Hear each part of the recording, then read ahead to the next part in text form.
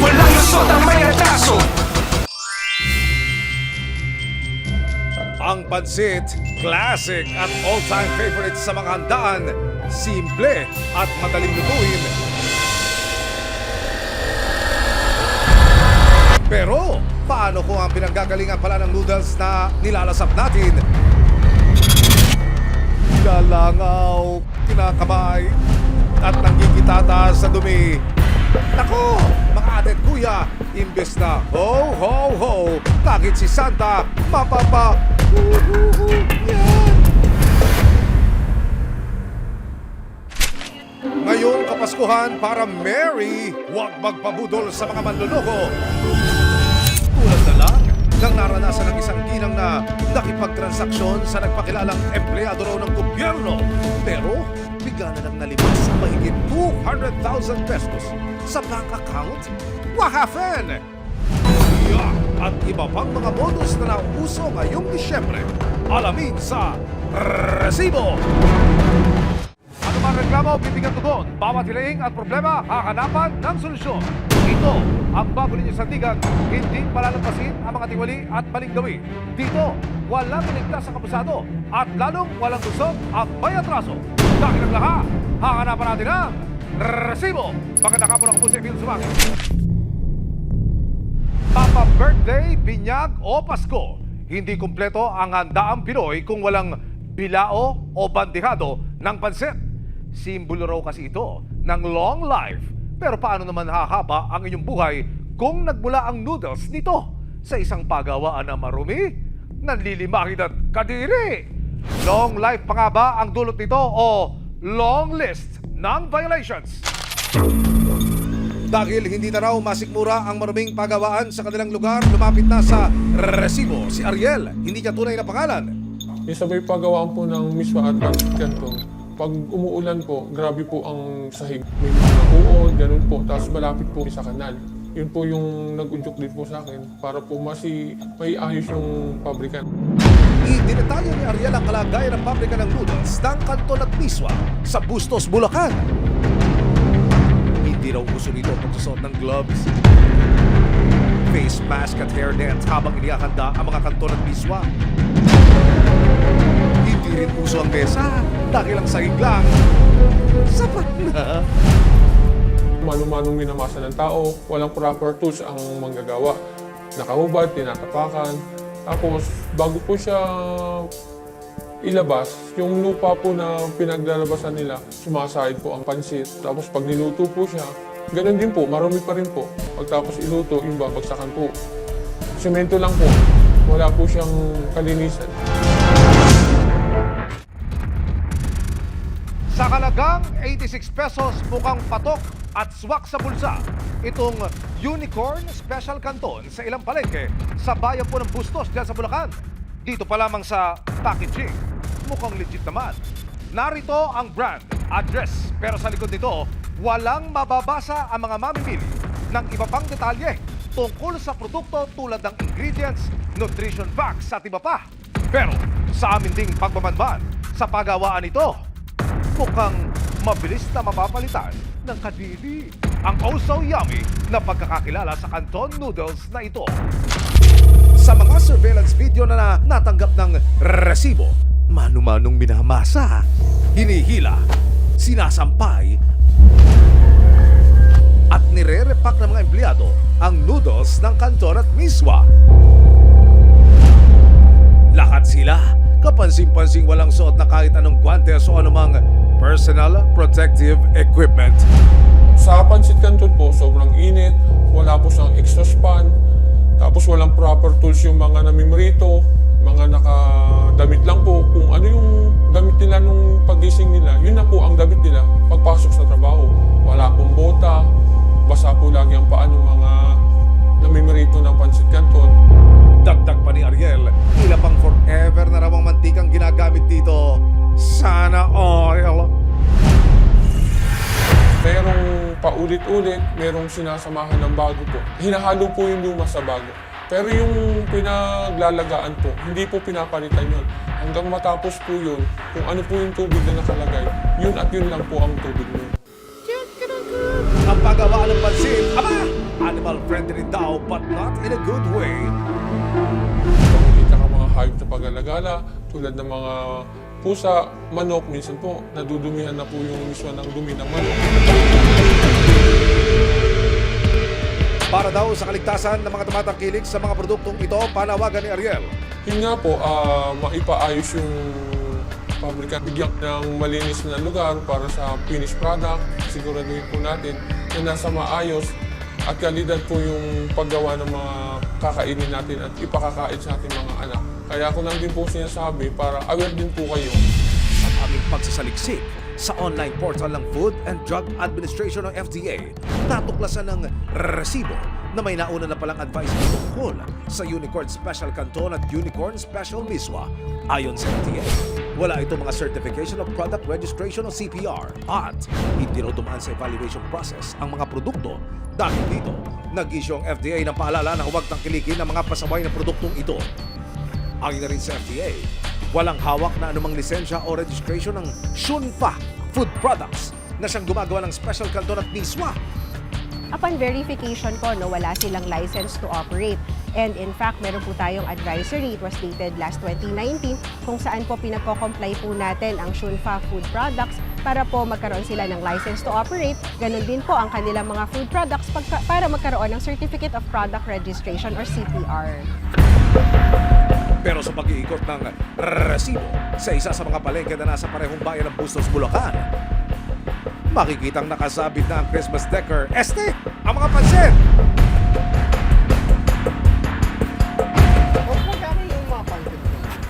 Ang Unicorn Special Canton, makikitang ibinebenta na sa maraming pwesto sa pamilihan. Dalawa, 1 kilo, no? Yung unicorn. Dalawa.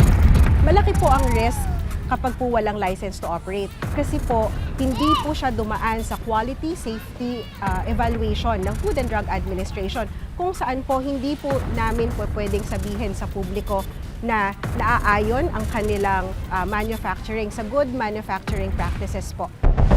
December 10, 2025. This is it, Pansit.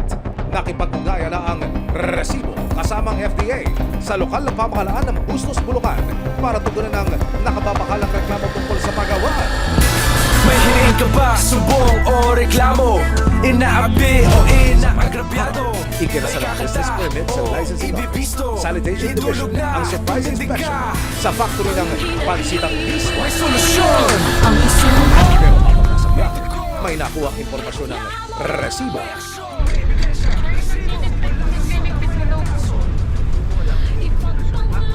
Opo, may nagtimpre daw po. Yung informant, sir. Hindi na nagkanda, buhol-buhol na raw sa pansitan ang mga empleyado nang bigla raw magpalinis at magpaligpit ng mga gamit ang kanilang mga kursi. Naka-standby ang isa pang team ng resibo sa gate ng factory. At makikita ang mga truck at tricycle papalabas ng compound. Mga kuya, saan po ba ninyo dadalhin yan?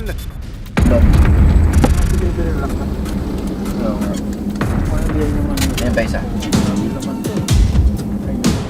Pagdating ng resibo at ng mga otoridad sa location, pinayagan ang kumpanyang Shunfa Food Products na pumasok ang mga otoridad at ang resibo.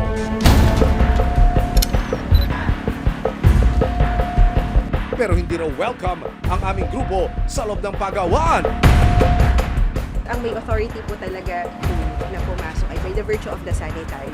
Dito naman tayo. Opo. Siguro kung ano yung complaint, right away, ipuntahan na natin. Ang sa amin po, especially for the Food and Drug Administration, is really for the safety of all our consumers, especially if it poses health risk. Sa ginawang inspeksyon ng Food and Drug Administration at lokal na pamahalaan, kitang-kita ang mga nakasampay na mismo sa ibabaw ng basa at maputik na sagig. Agaw pansin din ang nanggigitatang lutuan na umuusok pa. Maraming langaw kanina doon sa vicinity.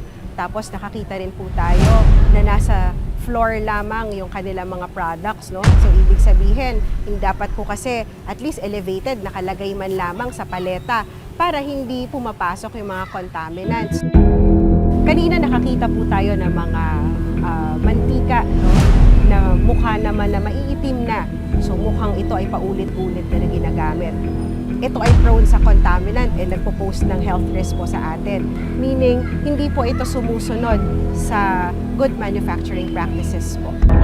Mayroon naman daw mga karampatang permit ang pagawaan mula sa lokal na pamahalaan pero ayon sa FDA. So far, we have seen mayor's permit. They also have the DTI permit, no? However, upon checking, wala pa po silang valid license to operate. Kung wala po kasi silang license to operate, definitely wala din po silang certificate of product registration. Marami po silang dapat gawin. Kasi sa nakita po natin kanina, mukhang kailangan po ng matinding paglilinis.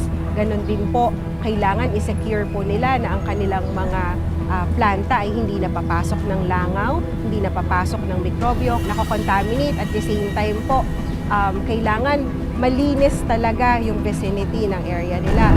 Ayon naman sa lokal na pamahalaan ng Bustos na siyang may kapangyarihan para magpasara ng establishmento at magpatigil ng operasyon. Ever since 12 years na tayo nagsiservisyo sa bayan ng Bustos, wala na bang naging problema tong pansitan na to, kundi ngayon lamang. Since first time na nagkaroon ng complaint dito, bibigyan lang natin sila ng first sanitary offense na kung ano man yung non-compliant nila dun sa mga requirements natin na binibigay. Maaari po na first time nilang nakakita or nakarinig ng reklamo dito sa establishmento na ito. Pero for FDA po, we have already issued an advisory regarding this product, meaning nagbababala na po tayo sa publiko since dahil wala silang LTO and wala silang CPR, no? So hindi po tayo nakaka-guarantee na ang kanila pong mga food products are safe and of quality standards. Tugon naman ng Sanitation Division, patuloy nila itong babantayan. Mag-warning tayo for the first time, tapos pag hindi siya nakakomply for a certain period of time, bibigyan natin ng second sanitary order. Kung hindi pa rin sila makasunod doon, doon pa rin tayo magre-recommend na pansamantalang isara hanggat hindi nila nako-comply yung mga requirements na kailangan nila. Bawat pagkain inahain sa ating hapag dapat makabusog at magbigay ng nutrisyon sa ating mga mahal sa buhay. Patuloy pong babantayan ng resibo ang mga pagawa na hindi sumusunod sa mga patakaran na hindi ito makaperwisyo sa kalusugan. Ilang tulog na lang, Pasko na. Pero parang kukulangin ang mga daliri natin sa kamay para bilangin ang 12 scams of Christmas o yung mga usok-usok panloloko at panggagadyo sa mga Pilipino ngayong Pasko. Mag-iingat po tayo mga kapuso! Nobyembre nitong taon, nakatanggap ng text message ang 56 na taong gulang na si Gemma. Hindi niya tunay na pangalan. Ang sender, nagpakilalang empleyado raw ng Social Security System o SSS at nagpapaalalang kailangan na raw ni Gemma na mag-update ng SSS application.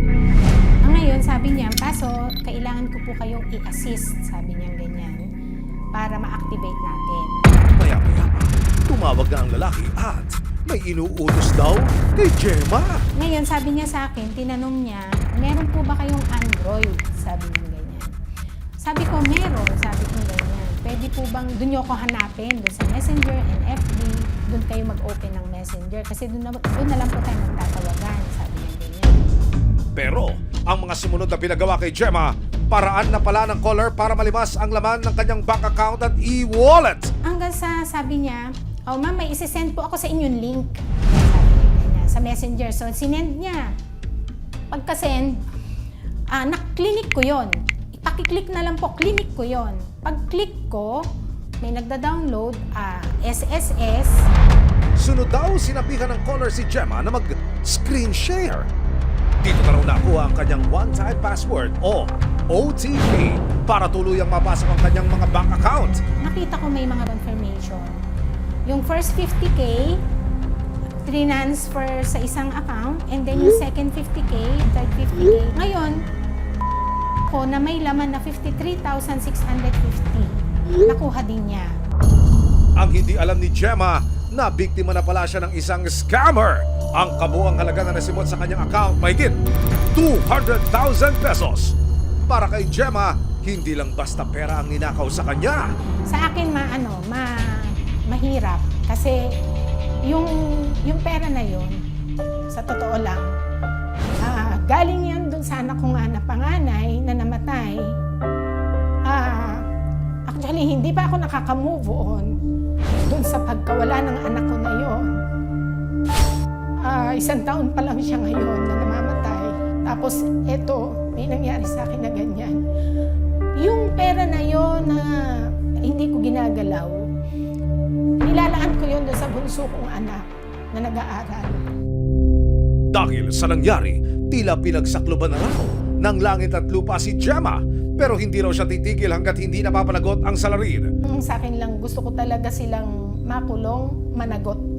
Kaya nito lamang Miyerkules, kasama ang resibo, formal na siyang nagsampa ng reklamo sa National Bureau of Investigation, Fraud and Financial Crimes Division o NBI-FFCD. So ang first po natin na gagawin, accomplish lang po natin itong complaint sheet, tapos yung facts ng case, then mag-start na tayong gumulong na yung investigation. Okay po? Tulungan niyo po ako, sir. Tulungan niyo po ako. Ipinaliwanag din kay Gemma kung ano ang mga susunod na hakbang ng NBI para sa kanyang reklamo. In this case, yung pinag-transfer ng pera from your bank account to another bank account and then to another wallet, pwede ho natin maimbestigahan yan because that is already provided under the law. Don't worry, ma'am. Maraming salamat, sir. Ayon pa sa NBI, sakaling matunton ang nasa likod ng pang-i-scam kay Gemma, patong-patong na kasong maaaring harapin ng suspect. This is basically estafa, defined and penalized under Article 315 of the Revised Penal Code. But because the manner of commission is by the use of information, communications, and technology, this is also a violation of Republic Act 10175, which is a Cybercrime Prevention Act. Unang-una, nagpapasalamat ako sa taas sa pamamagitan ng resibo, GMA resibo, na sila mismo yung tumulong sa akin. So, sila yung ginamit na instrumento. Sa inilabas na listahan ng Cybercrime Investigation and Coordinating Center at Scamwatch Pilipinas, 12 scams o panloloko ang nauuso ngayong papalapit na ang Pasko. Ang unang kaso na tinutukan ng resibo, ang impersonation scam o kung saan may kokontak sa inyo na magpapanggap na taga-isang ahensya ng gobyerno o magpapakilala bilang isang sikat o makapangyarihang tao para agad ninyong pagkatiwalaan. Ang nangunguna naman sa listahan ng 12 scams of Christmas, ang online shopping scam. Paano nga ba nabibilog ng mga mapang-abuso ang naghahangad lang mamili ng munting mga regalo online? 2,500 pesos ang nanakaw mula kay Annabel Malacas na madalas naman daw mag-shopping online. Nito lang nakaraang buwan nang umorder siya ng isang LED TV na ipangre-regalo niya raw sana sa darating na Pasko. Yun po ay para po sa school, ma'am. Para sa nag-ambag-ambagan po kami ng mga parents ng estudyante para may magamit po yung mga anak namin. Nag-ambag-ambagan po kami doon. Kaya naman nang makita ang magandang offer ng isang seller online, agad daw siyang nag-inquire at napamine. Ito po yung chat namin, yung sa TV nga po. Bali, 3.5 nga po yan.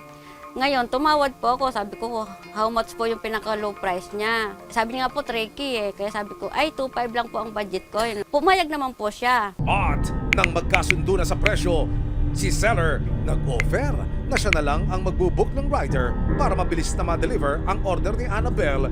Super thoughtful naman po pala. Ngayon, nag-chat na po kasi nandun na daw si rider. May sinid na sa aking ID, yung sasakyan, yung tao na mismong rider. Confirm na ang booking, pero nang isend na raw ni Annabel ang bayad online, bigla na lang daw siyang binlock ni seller. Naku po! Parang naano na ako, natulala muna ako, tapos may naghagulhol na ako, nayak, narinig na ako ng asawa ko. Nanghinaya ko to sa pera na total hindi naman po talaga akin. Dami ang mga impormasyong nakuha ni Annabel mula sa scammer. Pinuntahan ng resibo ang address ng nagpakilalang seller. Pero sa halip na appliance store, ang inabutan naming pick-up point, isang private resort. Nang subukan ng resibo, natawagan ng number na nakapaskil sa karatula nito.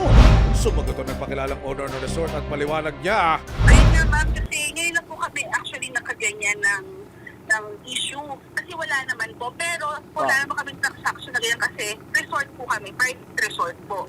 Pinuntahan din namin ang address sa lisensya ng rider na ipinakita kay Annabel. Pero pagdating sa address, Wala raw delivery rider na nakatira rito. Hindi rin daw kilala ng residente ang lalaking nasa lisensya. Para kay Annabel, suntok man sa buwan na makahanapan ng loko sa kanya, desidido raw siyang mag-report sa mga otoridad. Sa akin po, oo, palagay natin malit na halaga yon. Sa akin lang po, matigil po yung ganun. Kasi aware na po sa iba para hindi na siya maulit o marami pang may scam. Kasama ang resibo. Nagtungo na si Annabel sa PNP Cybercrime Cavite para humingi ng gabay sa pagsasampa ng reklamo. Tinuruan po ako kung paano, ano mga kailangan, ano mga requirements. Gumaan po yung pakiramdam ko kasi pinopost ko nga po ito. Hindi lang para sa akin, para na rin po sa mga iba. Ayon sa Scam Watch Pilipinas, isang grupo na tumutulong sa publiko para labanan ng iba't ibang uri ng panloloko o scams. Kailangan mas maging maingat ngayong holiday season. Pag nagde-December, nakikita talaga namin yung spike ng mga kaso ng scam. Dahil pag Pasko, psychological din eh. Kasi pag Pasko, yung mga tao very generous, yung mga tao kailangang yung time na mapagbigay sila. At ito yung sinasamantala ng mga scammer. Sa inilabas nilang listahan ng 12 scams of Christmas, kabilang din ang fake delivery scam, call scam, task o job scam, investment scam, love scam, loan scam, impersonation scam, travel scam, charity scam, middleman scam, at online gambling scam. Paalala ng mga otoridad, manatili tayong maingat at mapagmatsyag ngayong marami ang mapanamantala at nangangailangan din ng pera. Masyado silang vigilant sa pag-commit ng kanilang krimen. Lalo pat alam nila na ang mga tao ay gagastos ng pera at mayroong kakayahang gumastos ng pera during the Christmas season. Kaya naman dapat lalo tayong mag-iingat. Sama-sama nating ituwid ang tiwali at baluktot. Itakwil ang maling gawi at modus na bulok. Walang ligtas ang pasado at lalong walang lusot ang bayatraso. Dahil ang lahat, hahanapan natin ang resibo. Hanggang sa muli, ako po si Emil Sumaki. Resibo, walang lusot ang may atraso.